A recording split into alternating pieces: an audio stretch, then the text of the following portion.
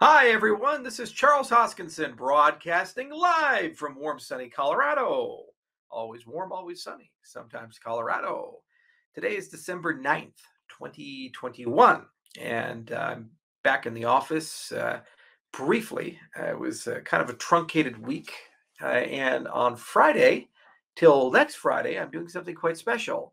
I've never done this before, but it comes highly recommended. A lot of people said, hey, since you meditate, you should go to one of those meditation retreats. And I said, well, what exactly do you do at a meditation retreat? And they say, nothing. So what do you mean? I say, nothing at all. So I've signed up for a retreat, go up to the mountains, and you basically spend an entire week in rough silence and solitude. Can't speak for an entire week. First time in my life. Many people say I talk too much. So this is the first time ever where I get to actually enjoy doing nothing but 12 hours a day of sitting meditation, walking meditation, standing meditation, nature walks, all of these types of things. So it'll be a heck of a lot of fun, and we'll see what transformative changes it provides. Now, part of this means that I go on a complete digital detox as well, which means I don't even get to have my phone. So old Charles will be all alone in the middle of damn nowhere, somewhere in the mountains, enjoying a week-long solitude. And hopefully it has some value and other such things. And actually some books I wanted to show you guys. So first off, they said for recommended reading, John Kabat-Zinn is apparently the guy. So there's a book called Coming to Our Senses, Healing Ourselves and the World Through Mindfulness. And it's, as you can see, quite a large book. Normally I do these things on Kindle, but you're not allowed to bring any digital devices. So that's going to be interesting. And the other book I wanted to bring was a little bit out there is Math Art, Truth, Beauty, and Equations. And it's actually kind of a fascinating book and talks about all kinds of different things like the math of infinity and the traveling salesman problem, so algorithmic art and these things. Let's see what else here. Fractals. You guys love fractals. Everybody loves fractals. I haven't met anybody that doesn't like it. The tangled, tortuous universe of fractals. Look at that. So we'll have a chance to explore all of that too. It's good to keep the mind open and in these things. Anyway, it's a brief reminder that we work so hard in life. This year, I think I put in more hours than any year I've ever done before. It was a very busy year. Thousands of meetings. I traveled, even though it's COVID, to almost a dozen countries. Lots of professional stuff, thousands and thousands of emails, and such a diversity of things related to my biotech company, things related to like bringing back the woolly mammoth, things like the Cardano launches, for example, Goguen. We hired 150 people, and everything was always so busy and so busy and so distracting. And I thought a lot about what I missed the most because, the year's coming to an end and you always reflect, what did we learn from January to December? And what I missed the most was the ability to just sit and deeply focus. It was something I did in my early 20s. I was very, very into this. You'd sit down with some concept, some philosophy, some idea, and you'd spend 8 hours, 10 hours, 12 hours straight in lost in absolute deep thought, exploring it, kind of like a new island that you shipwreck on, and you have no idea what to expect. And you get off the beach and you go into the jungles and you have no idea what the birds are, what the animals are, if the water is good, if it's bad, will you find shelter? That's the magic of problems. And that was something that was a dear friend of mine throughout many years of my 20s. Becoming a CEO, it's a blessing because you get to travel. Been to more than 70 countries now, and I've seen so much of the world, and I've met so much of the world, from heads of state to kings and princes to rock stars, all these things, these great experiences. And as a CEO, you every 15 minutes get to put on a new mask and play a new role. Some days I wake up and I'm in crisis management. Other days I'm a technician. Other days I wake up, I'm a researcher. Other days I wake up, I'm a businessman.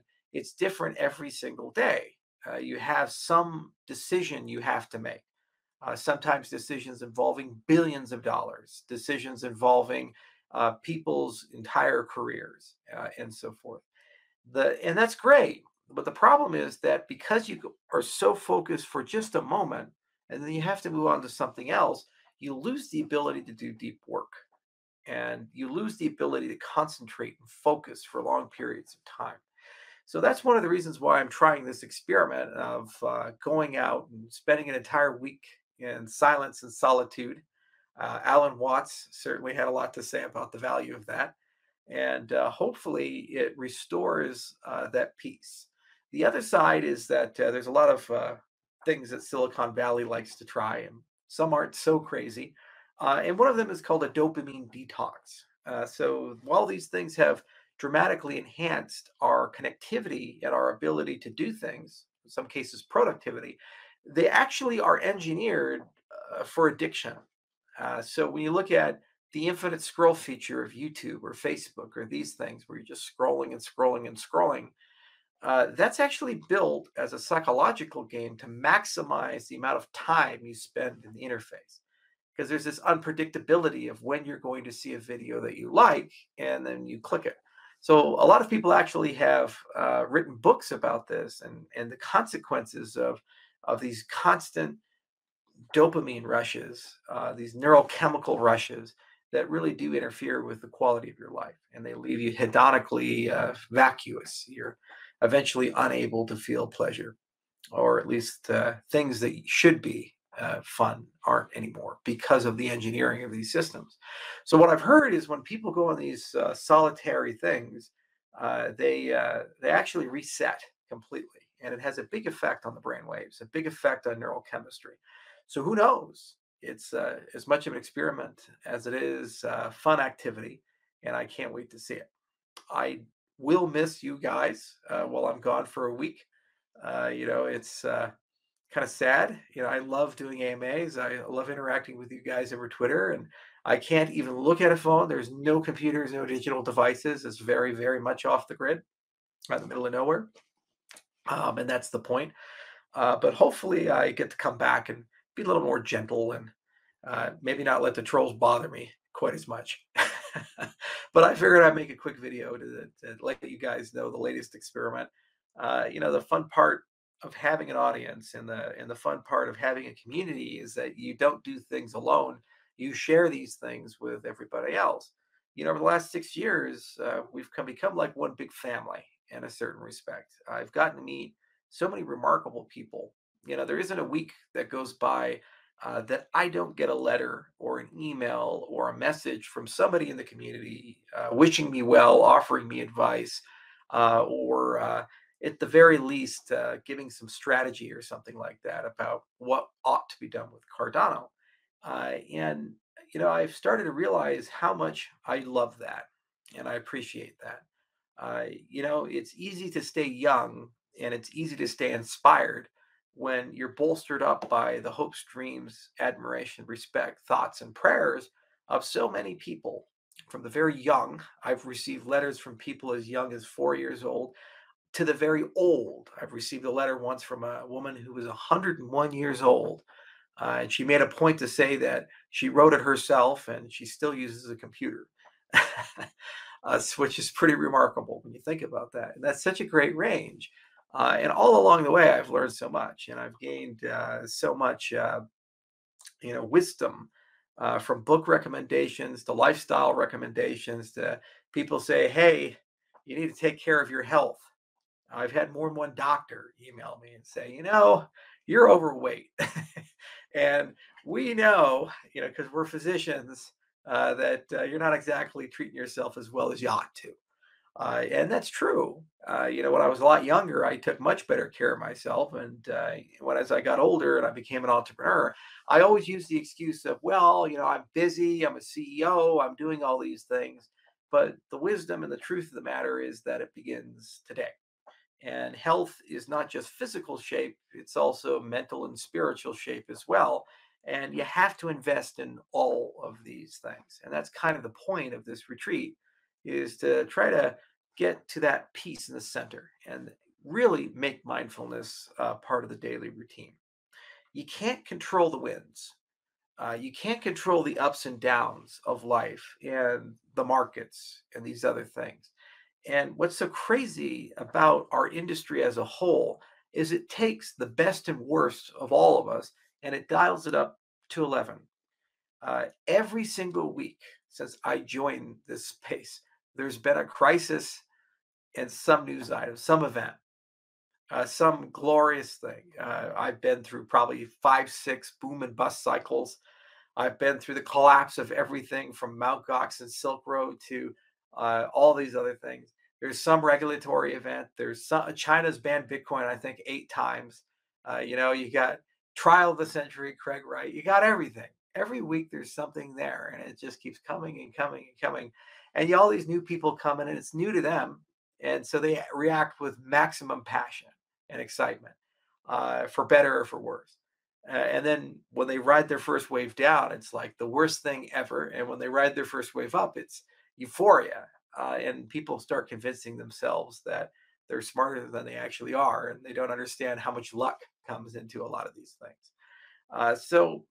In all of that chaos, the survivors, the people who get through all of it, who prosper and all of it, they have to develop a workflow, a thought pattern, a life that allows them to be peaceful in the chaos, to live a life in the center, in the winds and the storms, and despite that, somehow kind of push through. And also remember not to forget the really important things in life: nature, your family, your friends, having empathy for others, these types of things. We're all kind of in this boat together. It's very easy in the space when you deal with so much tribalism and maximalism and so many strong opinions, where literally every single day, if you're a public figure in this industry, you get called the worst possible names, from a criminal to a sociopath to this to that, a scammer, all these things, by people who have never met you. They know very little, if anything, about you, and they hate you for no real valid reason. Every single day, you endure these things again and again and again. The hardest thing and the most rewarding thing to do, and it's something I hope I can master in the coming years, is having the ability, despite all of those things, to somehow have empathy and love for those who do these things. Don't know exactly how to quite get there. It's hard. But it is, I think, probably the pursuit of a lifetime and one of the greatest lessons. If you can love your enemies despite the fact of what they do and see through all of those things and try to identify with the pains and tribulations they have, then maybe the world will be a better place, at least for me, and hopefully for you too. So, quick video just to remind everybody that they should take a moment to take a time out and really think about that. Reminder that the holidays are here, regardless of the faith or lack thereof. There's always something to do, and it's a good time. It's been tough 2 years with COVID. It's been a tough market, and there's been so many things that we've all had to endure. But you know what? We're all still here. You're all still listening. You're all still breathing. And you all still have so many great opportunities. And the reality is that if we want, the future can be pretty sweet and pretty amazing. Nothing is written in stone. And the next 5 to 10 years, we're going to see a lot of miracles of technology and a lot of miracles of society, if we so choose to invest and build those types of things. Everything from the metaverse and all this amazing stuff with mixed reality. I heard that Apple is releasing this thing called the Kuo. I'm not sure how to pronounce it. It's going to be their VR headset. Pretty amazing. Got the M1 processor, like 8K resolution, all kinds of stuff. 350 grams, pretty light. And that's just the beginning. You got brain-computer interfaces coming. You got a lot of wonders of synthetic biology coming. Whole bunch of new drugs coming online. Make your mind work better, slow down the aging process. We're really starting to unlock and understand consciousness in the brain and optimizing that. Flow research continues to advance day by day, and so many other things to help one live a better life and navigate life in a slightly different way. And this technology is also improving infrastructure to the point where we can share the gifts of modern society to those who haven't enjoyed it yet without destroying the world or the environment along the way.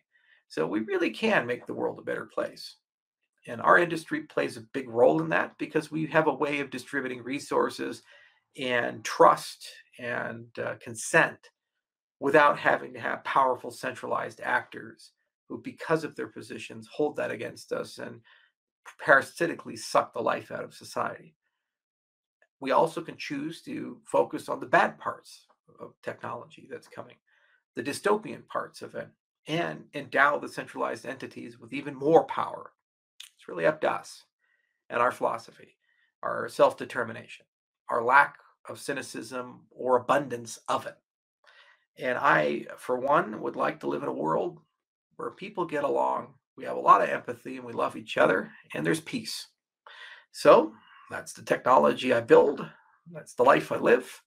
And hopefully, in a week of silence and solitude, I will learn some great lessons that I then can apply to the work that I do. And hopefully, that'll give me the ability to get back to the old days where I really enjoyed deep work and we're all the better for it. In any event, I shall see you guys next weekend and be back in the office December 20th. So until next time, have a wonderful day and take care.